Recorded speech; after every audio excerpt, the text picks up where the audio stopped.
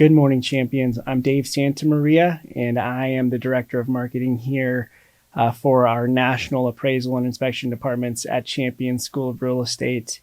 Thanks for joining us.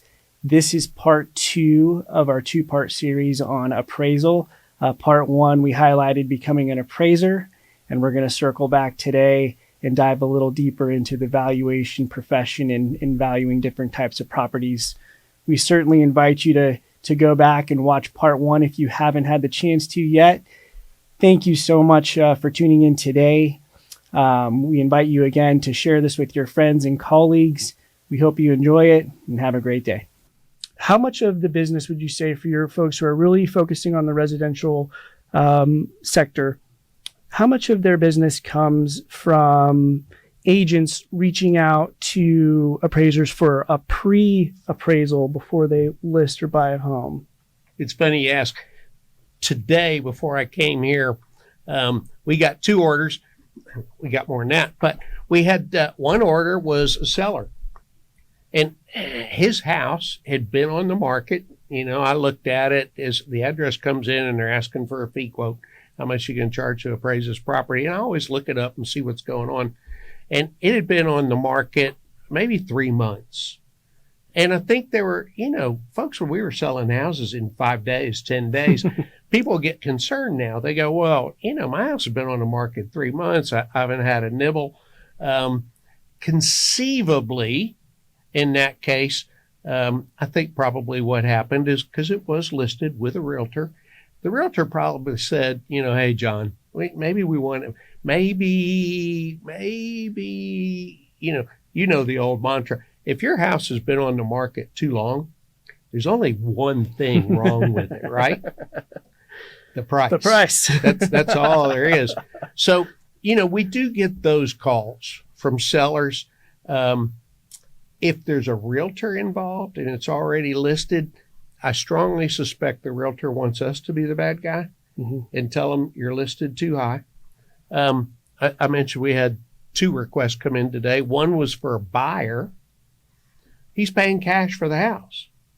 Now, this particular buyer in this property is many millions of dollars. And I say many, a few. Sure. And he says, Brubaker, he says, you know what? He says, I don't mind, because my wife really likes this property. He says, I don't mind paying $100,000 too much or maybe $200,000 too much. He says, I just don't want to pay $500,000 too much. So, he's looking for a gut check. Range, yeah. And that appraisal is not going to a mortgage lender, which brings up an interesting thing, what we're talking about. A while back, we mentioned how appraisers can't really market directly to mortgage lenders. Right. Because of that separation.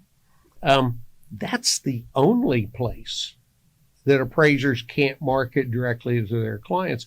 And it's a shame. There's an awful lot of folks that actually believe that nobody can select their own appraiser. But unless it's mortgage lending, if it's a divorce, if it's an estate, if you're going to sue somebody, if you're trying to figure out what to price your property at, if you're trying to figure out what to offer, you pick the appraiser that, and here's where you want to be. And here's why you want to talk to realtors. Those folks, those realtors, I may be the only appraiser's name they know. Okay. Or I may be the guy that spoke to them last month. And that's where you want, it's like Mattress Mac. Right. You would think he's so famous, he doesn't have to run commercials, but he will tell you that his buyers need to see his commercial the minute they decide they want a couch. Right. So it's, you're constantly, there's the terms working in your business and working on your business. Yes. If you want to grow, you have to work on your business. And that, again, is getting out. Absolutely. That's another gem, working on your business. That's very true. Just to kind of piggyback on that, if I'm wanting to buy a couch and I get up and I head by a mattress firm and see a for sale sign, then that Mattress Mac ad that I saw a month ago might not come to mind, may but not if be I in just your heard head. it, if I just saw it, then so it's Yep. a constant working on your business. Such great and valuable information. You touched on something a moment ago that I know is very prominent in the appraisal industry, in the appraisal profession. You said data set, and I know there's a new UAD coming out. Explain what a UAD is. All right, so the Uniform Appraisal Data Set. And so now we're into mortgage lending appraisals. There is no such thing. You don't need that for estates, divorces, individuals.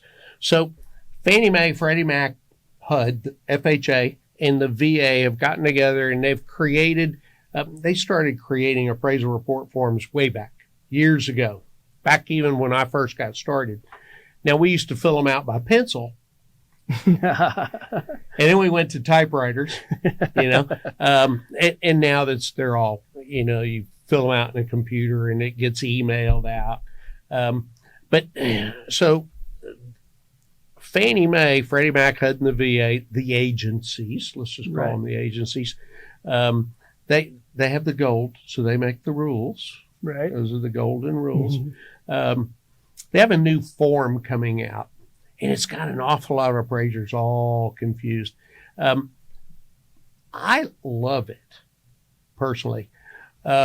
It's so this will be it's the same form whether you're appraising a condo, a log home, a townhouse, a single family dwelling. But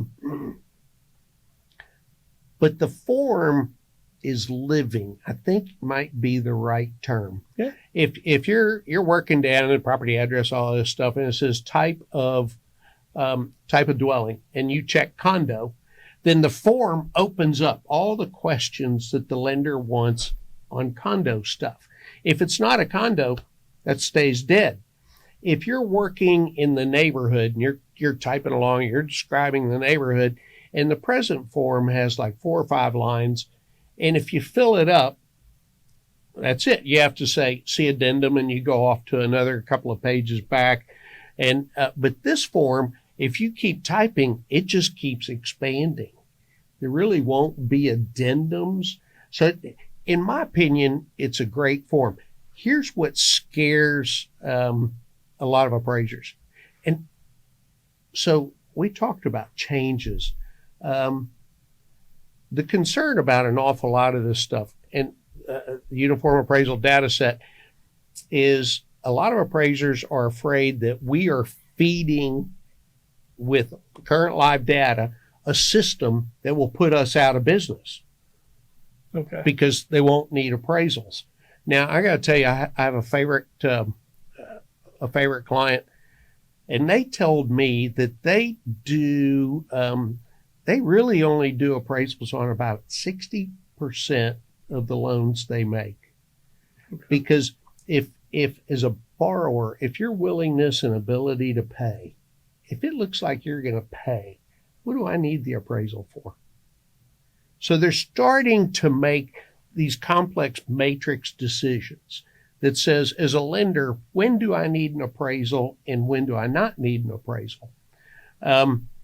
I had a chance to meet with the chief appraiser call him the chief appraiser. I think they call him a chief risk officer.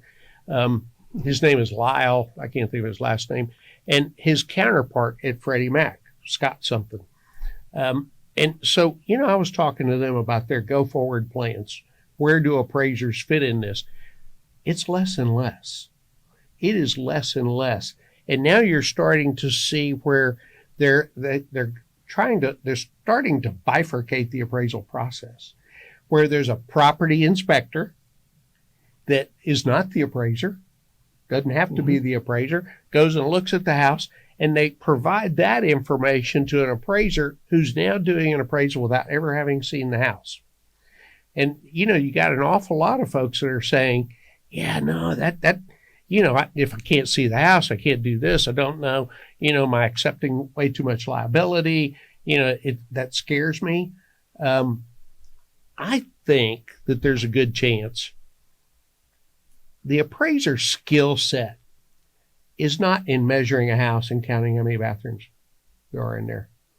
The appraiser's skill set is taking that physical information and deriving a value based on other data.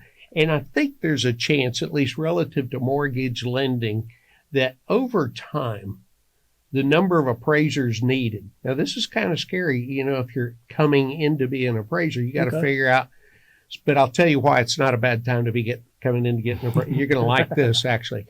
So I asked Scott and Lyle, I said, what's your feed-in rate? How are you, starting to instigate this, and where do you see, the volume or the time, the number of appraisals, how much do you see appraiser interaction, and where do you see that eroding? Where do you see that going away? And Lyle said, and he grinned, and he says, no, interesting question, Brubaker. He says, as best we can determine that we're going to be implementing these things at about the same as the death rate of the current appraisers. So now you laugh. At the advanced stage of 69, right? I'm 69. I am approximately, give or take, the median age nationwide of appraisers. Wow. We need younger people coming into the field. No, I just gave a presentation on this, went to Appraisal Summit, another conference, and just talking to people in the industry. And this topic has come up. Over half of the appraisers are approaching their retirement age in less than 10 years. And so whether it's the Appraisal Qualifying Board, the Appraisal Foundation, they can kind of see the writing on the wall, and that there's going to be a shortage of appraisers out there just based off of age and process alone. And so it's a great time to get into the field, because when those things start to shift and those things start to tick upward, and there aren't going to be too many people that want to wait 6 and 8 weeks for an appraisal to come back, because that's not going to be good. So we've got to bring people in. People have got to get into the industry, and then there's going to be plenty of work to go around. And so you're right. It's not a bad thing. It really isn't. If you've never measured a 6 or 7 or 15,000 square foot house in the middle of August, you haven't lived. I can't imagine. I will say this. I'm glad you brought up bifurcation. We've got a CE class that our students can take for those who have their license and learn more about that process. Yep. It's a great course, and they can do it online. Another thing is this. We've touched on technology, and I love your perspective, because I'm a big proponent of, we can see technology as something that's trying to take over our lives and end everyone's job, or something that's going to enhance our lives and make us better at our jobs. And I think there are just certain things that need to be tangible, and that technology absolutely cannot do what a human being can do, but we can use that technology to make us better at what we do and make us more efficient. So when it comes to the UAD and technology and data, all good things, and hopefully this next generation that's going to come up will be on board with all of those changes and utilizing all of the tools that they can to be better. So I want to probably only have a few questions left for you. I wanted to touch on one thing. I know if someone were to, we've talked a lot about what you spent. How much time do you think a new appraiser spends building their business right now? What did you spend when you were building on a daily, weekly, however you want to measure it? So when I first started, I went to work with an appraisal firm here in Houston, and I didn't like it. Okay. I liked the appraisal field, and this is sort of parallel to that question of if you're a new appraiser, I didn't feel like that company was providing the professionalism and I didn't feel like I was learning properly. I was a newly minted appraiser. And so I made the decision to go to another appraisal office where the guy was an SRA designated appraiser from the Appraisal Institute. And I thought, I want to learn from somebody that cares about quality. So, I spent my first 4 or 5 years working for other appraisal firms, and largely the one I thought was a good firm. There's a point where I decided that because I've been a quasi-entrepreneur all my life. Okay. I mean, I had a paper route up in Connecticut when I was 10. That's when I got my Social Security card. In the summer you mowed grass, in the fall you raked leaves, in the winter you shoveled snow. But all the time you delivered papers. That's awesome. But that's the beauty about this field, is you can work. If you want to go out and open up your own business, one, you better have that entrepreneurial spirit. You better be willing to work harder than you've ever worked in your life. And somehow that magic, you're willing to work when it's your own business. It is infinitely different than working for somebody else. But so, the first 5 years, I was basically just doing the work that was handed to me and learning the process and meeting the people. When I went out on my own, there was a point where I thought, I knew enough people. I thought I could bring in enough clients to keep me busy. What I didn't count on was how many clients I could get. My company grew at one appraiser a month for 3 years. All right. We kept bringing in more and more and more business. And the problem with that is now, a reputation, a great reputation, can be kind of fragile. You can screw it up. A bad reputation is durable as heck. That's your growth rate has to be consistent with your ability to manage quality. And, how long does that take, or how long does it take until you make money? An awful lot of that, again, is, are you a self-starter? I think you can do pretty well very, very early on. Unfortunately, as a trainee, that's because you can't sign the appraisal report. You can. There's some situations, but my customers won't accept a trainee signature. Right. I can put in the report that they contributed, did all this stuff, but no. They want a signature from a licensed appraiser that's got 20 years experience. Now the VA, great folks, they will because I'm a VA appraiser, they will let me use a trainee. I don't even have to go look at the house. The trainee can do kind of what we were talking about with the property data collector guy. They can go look at all that information. Then they can bring it to me, and I can turn them loose also and say, look, I want you to do the research. I want to see, you pick your stuff, but then I've got to back it up with my own stuff. I can't just rely on them because they might miss something. So, the point of that is I can't pay them this much if I've got to do pretty much and sign off that all of that is good work. Mm-hmm. So, as a trainee, you're probably going to make a lesser amount.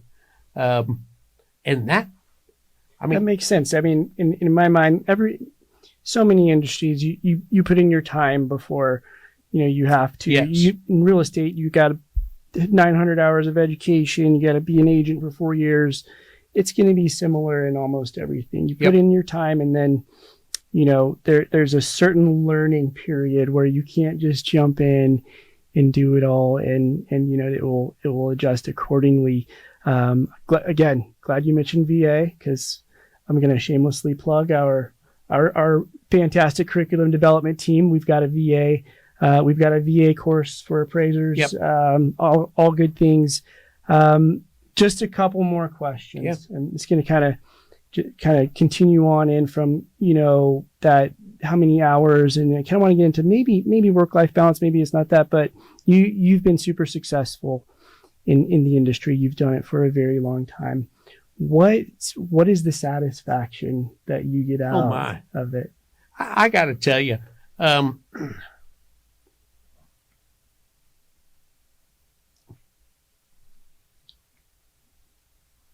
one, it is very simple core. It's problem solving. Here's a problem. Oh, look, we solved it. In terms of work-life balance, I don't know that you can find a better job for that. I don't have to go Christmas shopping on Saturday with everybody else. I can work my schedule around if I want to work Saturday, and whether I'm in the office. So I can do a lot of that. I say in the office, just a little bit. We created years ago, long before COVID, the ability to work from home, where you could log into our systems, do your appraisal. You didn't have to come into the office and do it. And so we've had that for years. Can I tell you something? Sure. Most of my appraisers still come into the office. Yeah. They come in. Now, they may go out and measure 3 or 4 houses on Wednesday, and then come back into the office Thursday and Friday or whatever. But, it's an odd thing. And maybe, I don't think it's specific to appraisal. But again, like I mentioned earlier, you can step outside your office, talk to other appraisers. You can, you're problem solving, you're asking questions. Humans are social. Humans are social people. I could not, and it's probably just me, work independently all by myself, from a 3rd bedroom in my own. That may suit an awful lot of people. That may be perfect for a whole bunch of people. Mm-hmm. But it doesn't suit me. So I think, the satisfaction is I get complete control over, how I want to run this. Where do I want to go? And many years ago, I was probably way ahead of the curve, watching the agencies slowly diminish their needs on mortgage lending appraisals. And I thought, that's not all I don't want to be there where my book of business is only mortgage lending. Well, then, how do you get there? And one of the things, when I got into this, I thought, this is a cool business you don't necessarily retire.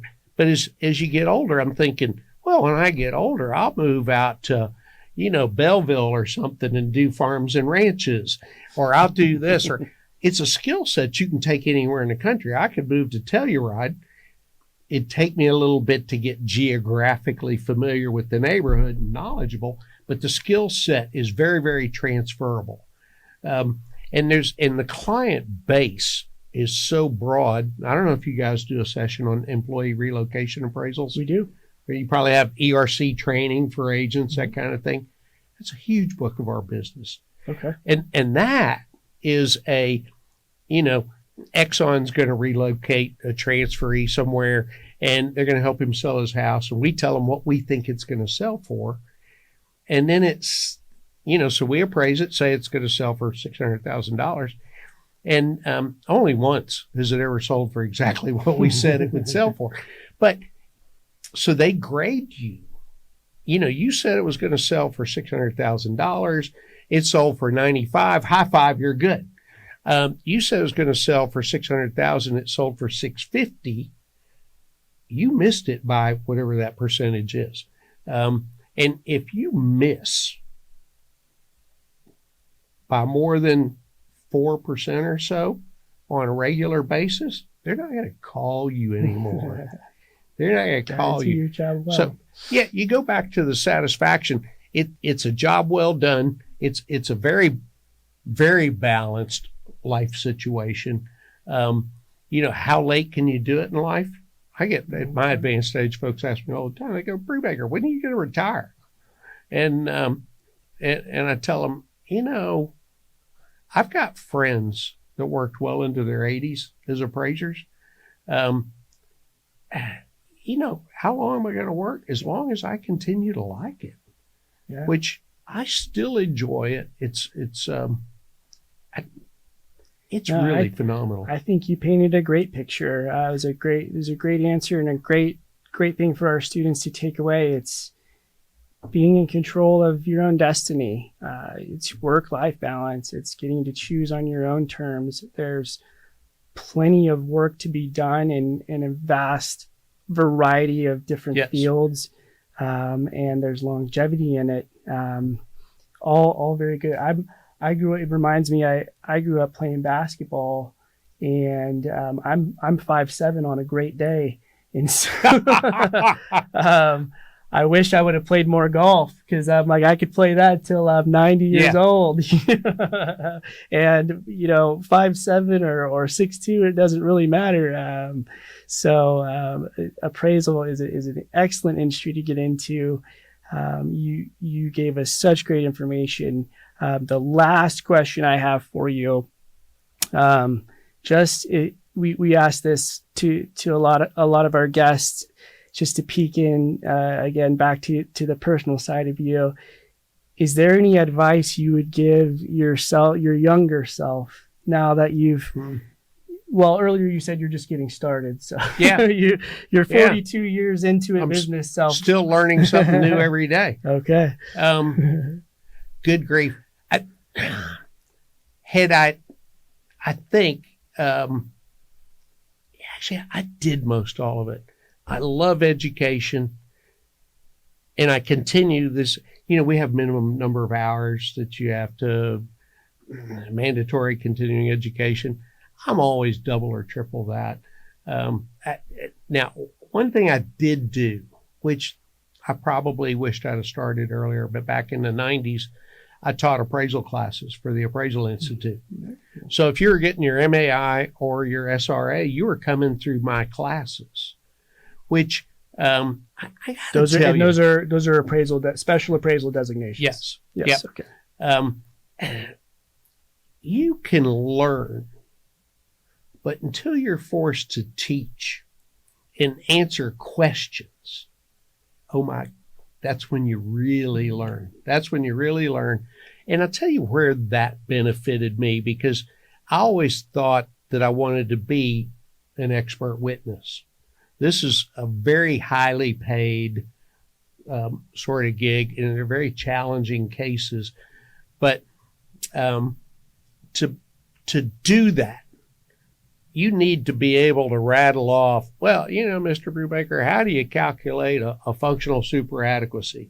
Or, and you can't be sitting there floundering. It's like, no. You got to be able to rattle that off. And the relationships I made teaching all those classes, and I did that. I did not really around the world. I didn't go to China to teach classes, but Chicago, Dallas, Austin, Louisiana, which, that to some degree is part of the appraisal business. You're not doing an appraisal. Now we're splitting hairs, but you're getting paid for it. Mm-hmm. You're getting paid for it. Yeah. And I really thought one of the other things, as I got older, I even told my wife, I said, hey, look, it's if we want, I'll just start teaching all around the country. And, when I teach in San Diego, you can come. And when I go to New York, you can come, and we'll just travel all around the country, teaching sort of thing. Who knows? Who knows? I may get back to that, because as you can tell, I love to talk, and I love the field and the possibilities. And it's, if in your first year, I make fun of myself. I tell people that I've known for a long time, I go, in my first year, I thought I was a genius, right? You think you know everything about the field, everything. So I'm a genius. And I look back on it now, and I was so dumb, I didn't even know how much I didn't know, if you follow that all the way through. And really, as you know, a new appraiser, you really have to keep that in mind. You have to keep in mind that there's still things you don't know. And there's things that later you'll look back on and you'll be embarrassed that you did that. You'll be embarrassed that you thought that. So, you know, you got to keep a little humility and be able to make fun of yourself. Absolutely. It's great advice. It reminds me of my dad. He worked in real estate for many years. And when one of my uncles, his brother, got into it, he used to tell me, your dad's forgotten more about real estate than I. Yes. You know, I don't think I knew your dad. So, but I know most all the old people. Everything that you're saying rings true. And I love what you said about the satisfaction of it, because I think that transcends for everything we're talking about today, whether you're in class for real estate, whether you're in class for loan origination or professional inspection or appraisal.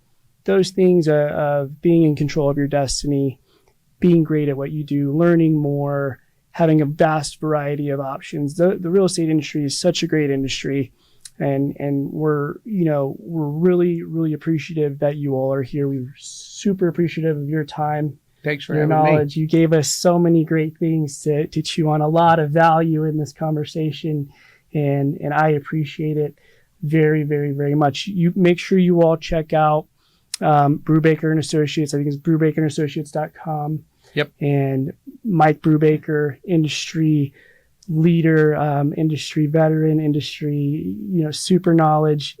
Thank you so very much for being here. Again, on behalf of Champion School of Real Estate, Rita Santamaria, Kimberly Didelowitz, and all of the team here, we want to thank you all for being here. Don't forget to tune in tomorrow on our podcast. If you want to check back and pull some of these gems out again, we'll put it up on our YouTube channel. Subscribe. We really appreciate your business and your time today. Thank you so much, and we will see you next time on another episode of Real Estate Superstars Today.